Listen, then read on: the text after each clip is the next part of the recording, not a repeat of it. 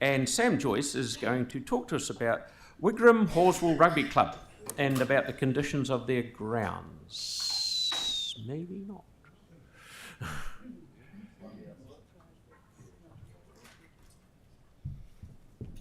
Thanks, Andre.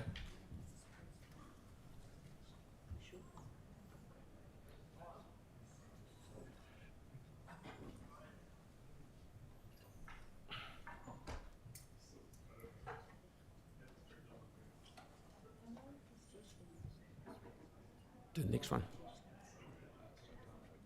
Okay. Oh no, here it comes. Here they are. Welcome. Here. You are in the hot seats. Thank you.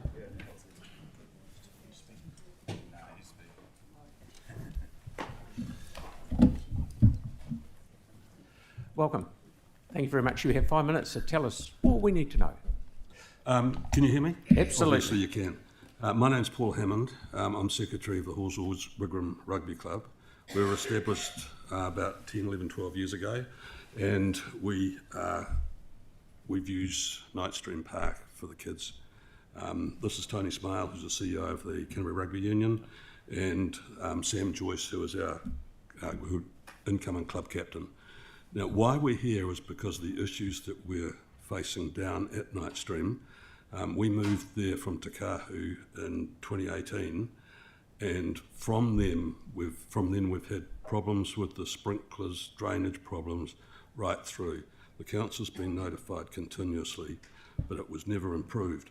And then last November, work was done down there, lifting and levelling the sprinkler heads, installing a new cricket pitch and establishing a new turf cover at significant cost, but did not address the drainage problem. Now that problem is creating major issues for the players, spectators, and we're regularly having to cancel kids' practices. And it's got to be fixed at some stage, and it's going to be a very expensive operation. Now, as it continues to deteriorate, it's going to increase the cost. But the reality is, how do you fund these things? And that's where your expertise comes in. But we're aware of a situation, possibly at the Kart Club, that there might be money there involved down the track if you don't go ahead with a relocation. We don't know, because that's in the future, obviously.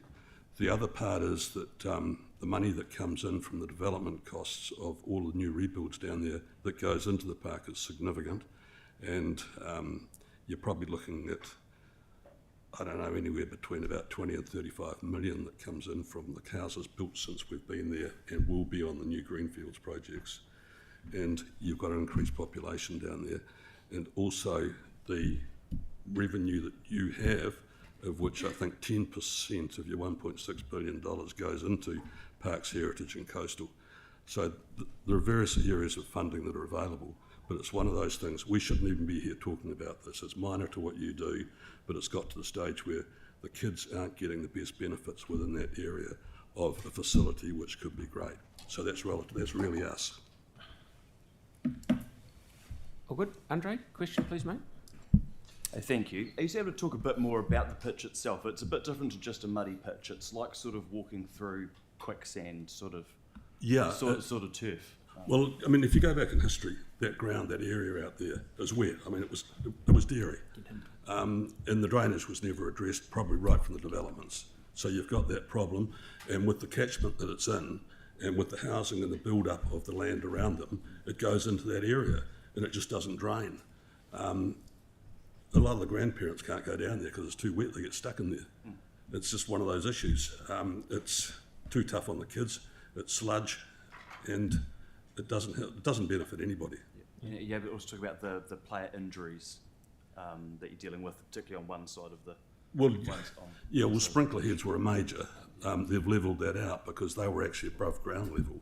But also kids, stones are coming up and it's uneven. I don't know, the Mayor might remember Lancaster Park before the drainage was done down there. It was like sort of 6-inch ruts, and injuries just happened all the time. That's the effect that we're getting. But because it's not drying out, it's not hard, so it's soggy. It doesn't help anybody. Thank you. Thank you. I think we'll make a note and get parks too. Talk to them. Yanni, you've got 1 minute, bud. Yeah, thank you. So in our sports network plan, Night Stream Domain was listed as a project. Yep. I'm just trying to, were you consulted on what was No. proposed there? No, Right. So neither was the Canterbury Rugby Union. right. So I've got the scope of work here. yeah. So I guess I'm just interested because the RSOs, so Canterbury Rugby, would have been involved in the sports network plan. Was feedback given at the time around the importance of upgrading Night Stream? Because it's not on the list of priorities going forward, but I don't know where things have got to. Although I do know the RSOs have been meeting with council staff to work out what the priority projects are. Yeah, I can probably answer that one. I was part of that network plan, so the Night Stream was on there. It's not listed as the highest priority because we were already aware that piece of work was being done. So we were looking forward into the future of what the next 2 to 3 years were. Night Stream was already down there to be done. So that it's a major surprise to me that we're here having this conversation. Thank you, Yanni. I'll just get Andrew to, we've run out of time, but I'll get Andrew just to have 2 minutes. Okay. Rupert, is he? Oh, there he is. Sorry, you're hiding in the corner. Sorry, Rupert. Okay. It's all yours. Yeah, we're happy to work with staff to take it forward, with these guys to take it forward, and if their priorities change, we're happy to accompany that. That's why the sport network plan exists, so we can prioritise the fields that need to be done. Excellent. Good work. I guess Thank it'd be you. good to learn what the gap is so that it doesn't happen to other sports fields. Because Yeah, well, Rupert will. I was told when we adopted the sports network plan, the individual projects would be consulted on, and yet it appears it hasn't happened as well. Okay, thank you. Thank you for coming and seeing us, gentlemen. That's good. Thanks for your time. Thank you. So next we have Rebecca Robin, who's going to talk to us about homelessness in the red zone.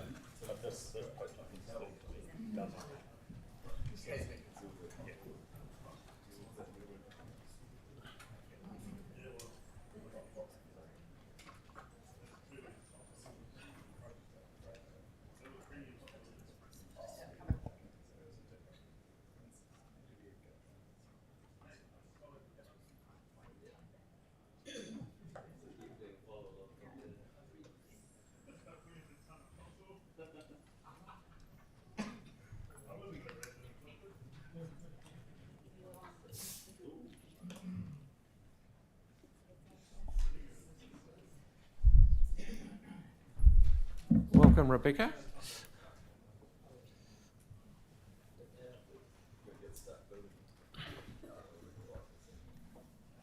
The floor is yours. Okay, kia ora. Ko Rebecca Robin taku ingoa. Thank you for allowing me to kōrero today. I come as a local resident of the East, as a musician and an advocate, and as someone who's been working closely with grassroots groups supporting whānau who are currently unhoused in Ōtautahi. I want to acknowledge each of you as elected members. This mahi isn't easy, and often you're working with tight budgets, limited staff capacity, and competing community pressures. When council and community connect well, we see results that restore trust and give people hope. So for some context, in August in Bexley, there's been an ongoing community of unhoused people. So I've been working with Flo through Feed a Bro charity. She supports unhoused people across Christchurch, feeding them in Margaret Mahi and all over. So she's coming into Bexley once or twice a week to feed and check in with the community. And one of the biggest challenges there was lack of toilet facilities. This was raised with me, and I approached Celeste Donovan, who showed me she was already working on a humanitarian solution about how portaloos could be provided. At the same time, I scheduled a deputation to the community board for the cost of inaction compared to simply installing portaloos. In the meantime, I was told on a Friday night before I got to the community board that council was effectively going to remove people from the site. This created significant alarm and distress for those directly affected in the wider community. So I was able to contact some elected members who then intervened. So to your credit, Celeste, Paul, Jackie, Yanni and Kelly, because of that action, the directive was stopped. Instead of people being displaced, portaloos were provided, rubbish disposal arranged, and regular site visits began. So here are some concerns going forward. There are significant decisions being made without elected member oversight. The community also often feels decisions are made without them, and this was one of those times. Currently, council doesn't seem to have any homelessness advocate or liaison role. Community-led responses like flow are often led out of formal strategy, and there's no transparent council policy that we can see of how to respond to visible homelessness arising. So we acknowledge all the agencies that are doing valuable mahi, and I acknowledge that there's no permanent link between council, elected members and the people most affected. Too often staff decisions bypass community voices and elected direction, leaving people disconnected and disempowered. We often talk about the need to bridge gaps rather than build barriers. My recommendation for council is that there's a dedicated homelessness liaison role inside of council, not to replace existing agencies, but to connect them, rooted in lived experience, not just policy frameworks, and a role that builds trust and ensures elected members are properly informed before decisions are carried out. There's also a wider disconnect between council and the public. One way of bridging the gap is to actively acknowledge the mahi communities are already doing, whether that's volunteers like Flow or other local initiatives. When council recognises and celebrates their effort, it strengthens trust and shows the community contributions are valued. That acknowledgement is simple and yet a powerful way to bring council and community closer together. This is about building a road forward. When elected members intervened, we saw better outcomes straight away. Let's make that difference permanent by addressing these concerns directly. So today I recommend that we ensure elected members are notified immediately when decisions of this scale and impact are being made so they can provide oversight and direction. If we could pilot a homelessness liaison role to bridge staff, elected members and the community, and commit to acknowledging and integrating community-led mahi in visible and consistent ways. Ōtautahi has been through a great deal over the past decade, through earthquakes, September 4th. What has carried us is not only resilience, but our hope, our empathy, and our determination to take a humanitarian approach, even in the hardest times. That is a spirit I believe this council can continue to reflect in its decisions. Ngā mihi. Okay, thank you. Just to put you in the picture, the CE and I had a hui with 15 advocates from different agencies last week at Aldersgate, and a report is coming to council next week. That's good. But it was really good. It was all the people that really know their stuff. There is a lot of good stuff going on out there. It was just a matter of getting them and talking all together. Celeste. Thank you, and also thank you for coming in. I do appreciate all the work you've done on this, and also Flo and other people that just want to acknowledge that. And we picked up on the muddy sports field, but can we also pick up on the question around the pilot liaison role? Because I think that's also quite important. So is that something that we can pick up on?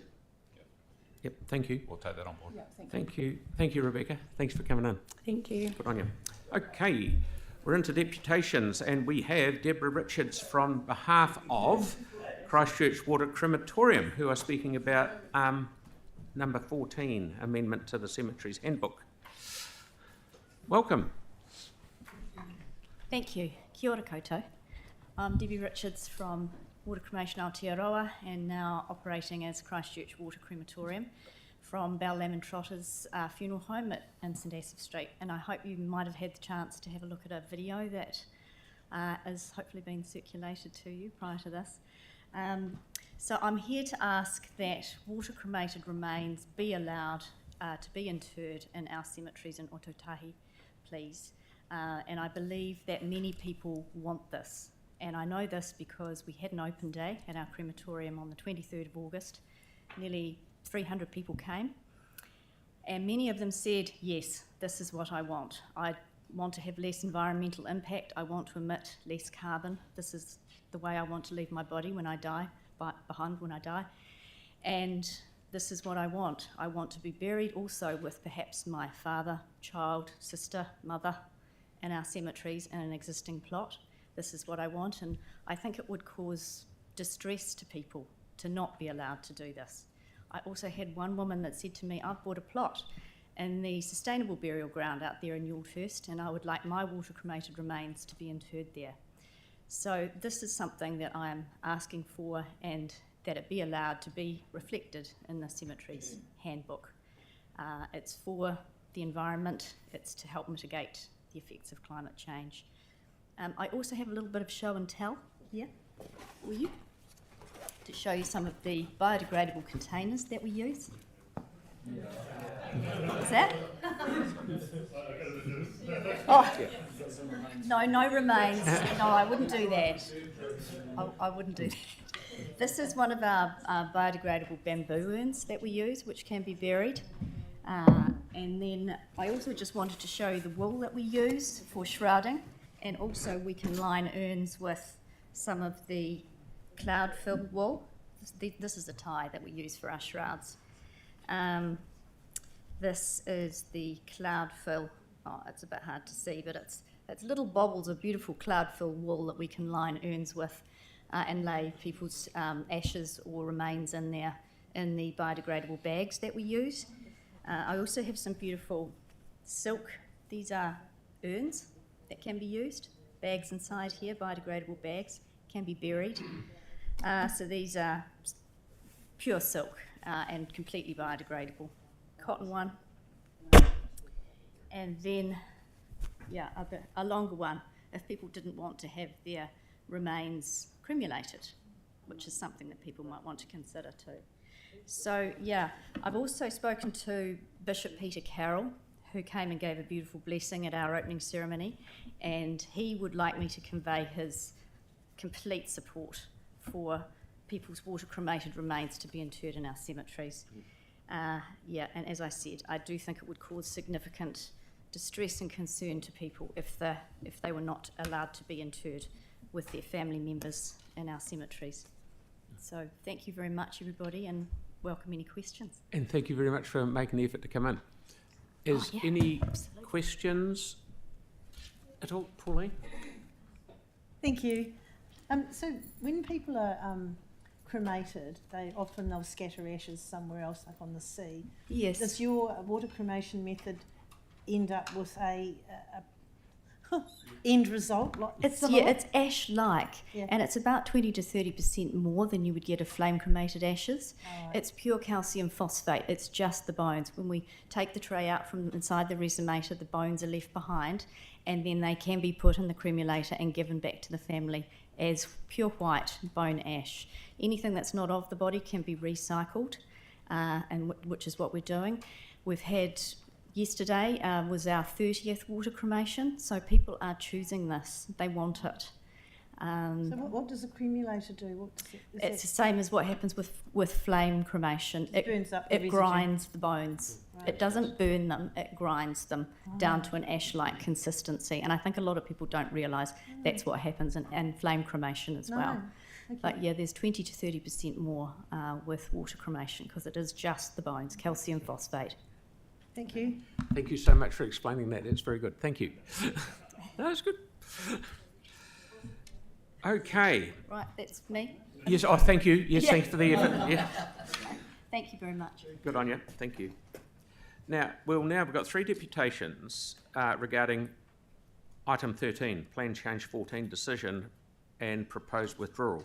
As a reminder to our presenters, you can only speak about the areas that are being considered for medium density zoning and withdrawing from PC 14. You cannot comment on the IHP recommendations, and we cannot consider views outside of what the IHP record. So the first one up is Tony. Welcome.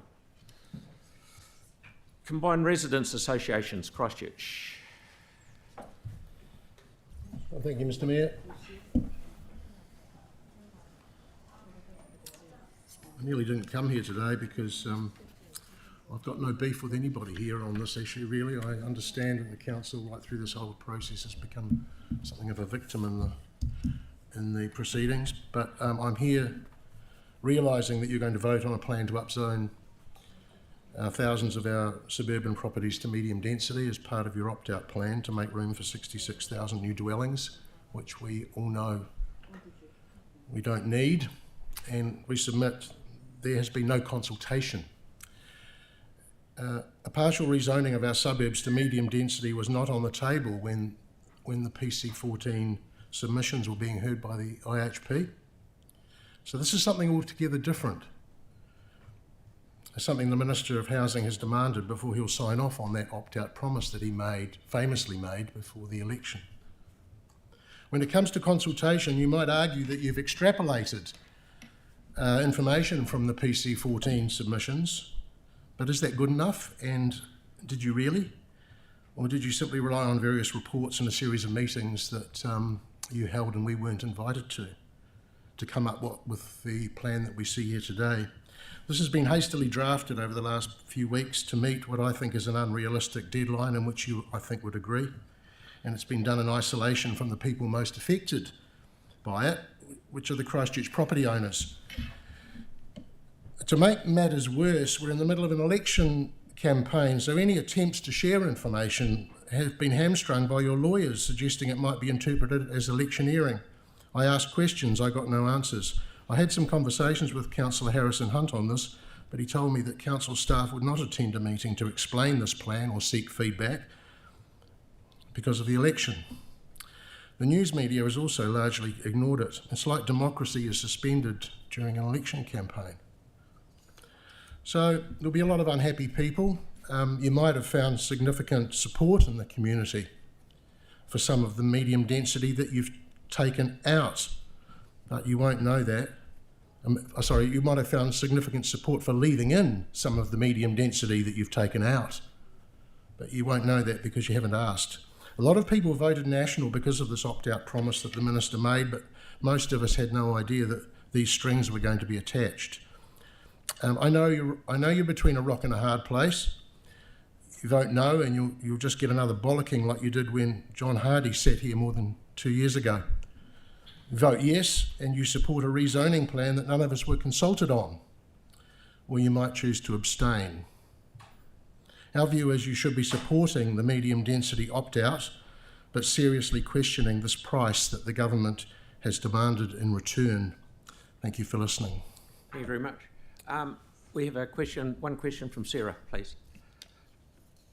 Kia ora, thanks for that, Tony. So given that the deadline is the deadline, and we do have a period of a month or so with no council meetings, would you prefer that we had consulted with the community on which areas, but then risked not meeting the deadline and having MDRS across the whole city? Because that was our choice. Look, I don't envy you and your position, and I understand completely the position you find yourself in. I would have preferred that there'd been a consultation. I would have preferred that you'd been granted an extension, you'd been given more time to consult. You weren't. But we haven't. I know, I understand that, and in some respects I'm sitting here just venting because I on the face of it, I understand exactly where you're sitting. What I do wonder about is some of the decisions that have been made around this opt-out plan, and some of the proposals that have been put on the table late. But you'll debate that, no doubt, when you consider this item. Okay, thank you. And we've got time for one more question only from Andre, please. Thank you. I think you summed it all up pretty well. Of course, we're having to add areas. So I guess the question is, do you think we've added the right areas? So, for example, a lot of Rickenerian areas being added, but we're not adding, Mirrorvale on our mass rapid transit route, for example, right by the city, or other parts of the mass rapid transit route.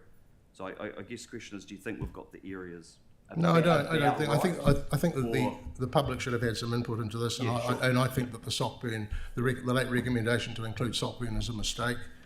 There might be mass rapid transport along the Main South Road one day, but surely we can delay sacrificing Sockburn to the developers until such time as there's some realistic prospect of that actually happening. And also taking away a piece of the mass rapid transport system in Riccarton Road seems counterintuitive to me as well. So sorry, my question was whether you think we've got the areas as proposed about right, not including the additions, because they may well not even go ahead today. My question is if you think we've got the areas about right. My answer to that is it's not for me to say. It would be for the community to say if you'd bothered to consult them. Thank you, Tony. We're up to time, Andre. Up to time, mate. Thank you. Okay, thanks, Tony. Good to see you. Thanks a lot. Okay, next we'll hear from Helen Broughton, who is speaking in her capacity as an individual. Oh, sorry, I'm reading what's here on behalf of the board.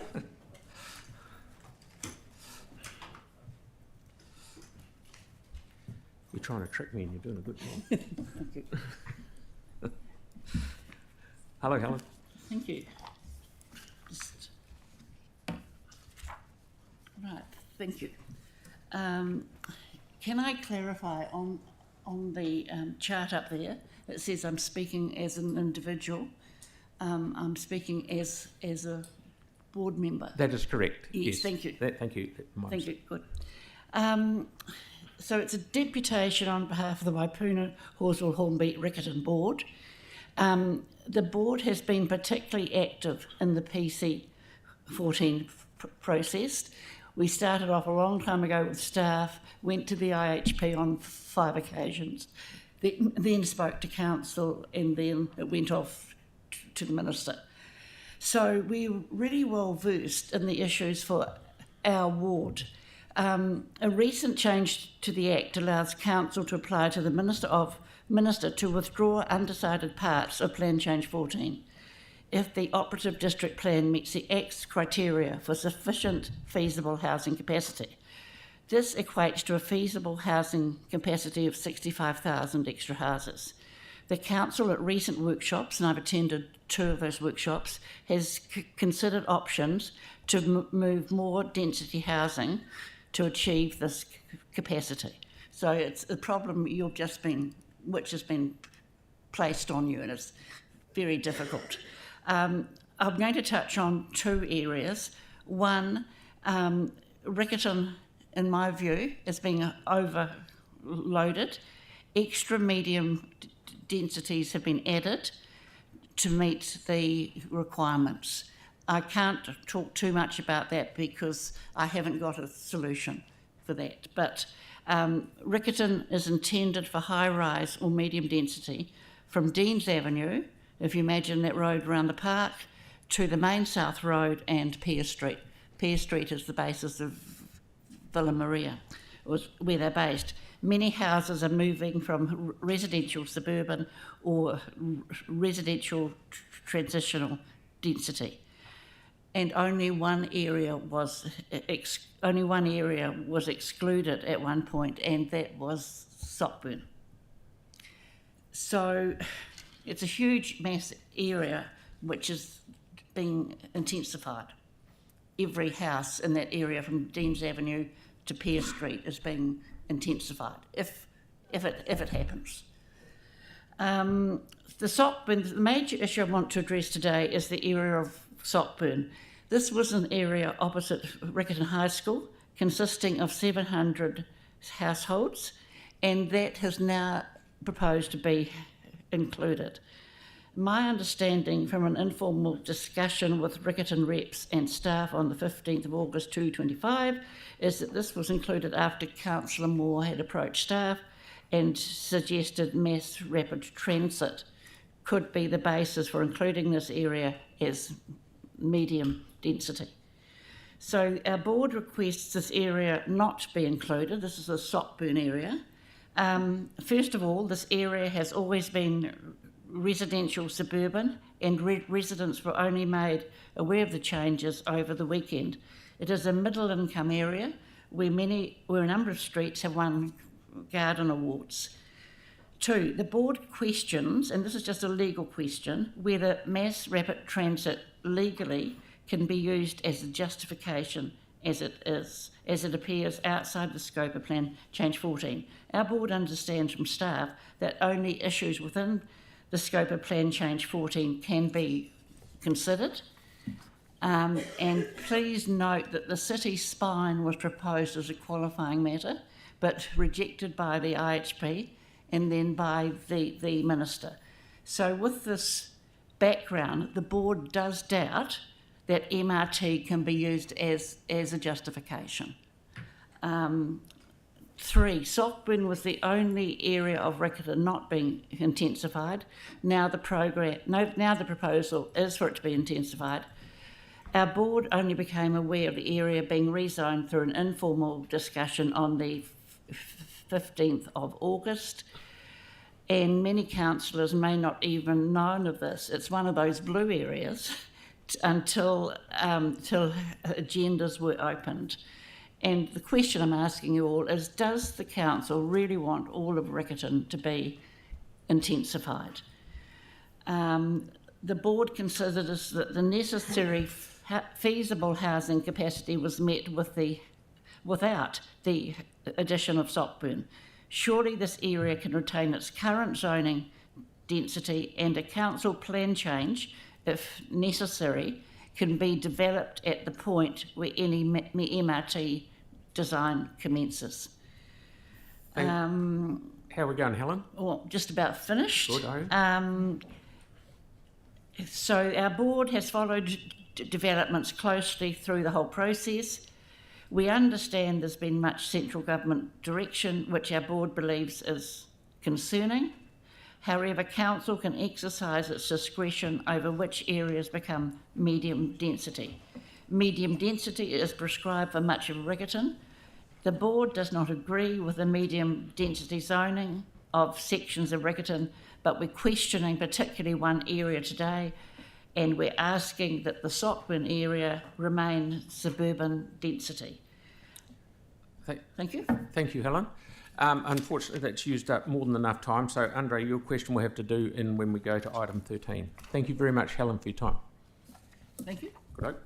So next we have, we'll hear from Luke Chandler, who will be speaking in his capacity as an individual.